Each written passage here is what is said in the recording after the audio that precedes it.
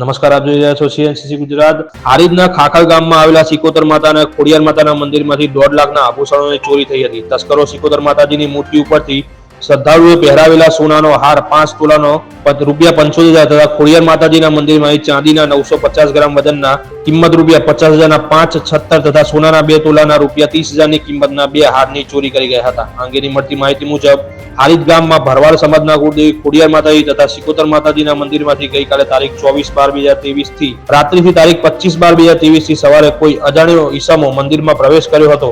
આમ મંદિર ભરવાડ સમાજના 5 ગામના ભરવાડોનું સંયુક્ત મંદિર હોય, જેથી મંદિરમાં પૂજા સેવા કરતા મણાભાઈ દાનુભાઈ રાજાભાઈ ભરવાડે તેમના ગામના ખેંગારભાઈ અજાભાઈ ભરવાડ તથા મહાદેવભાઈ અરજણભાઈ ભરવાડ તથા ભલાભાઈ શિવાભાઈ ભરવાડ રહે તમામ ખાખલવાળાઓને નજીકમાંથી બોલાવ્યા હતા અને થોડા સમય ગામમાંથી પણ બધા આવી ગયા હતા। Bureau chief CNCC Gujarat, Patan.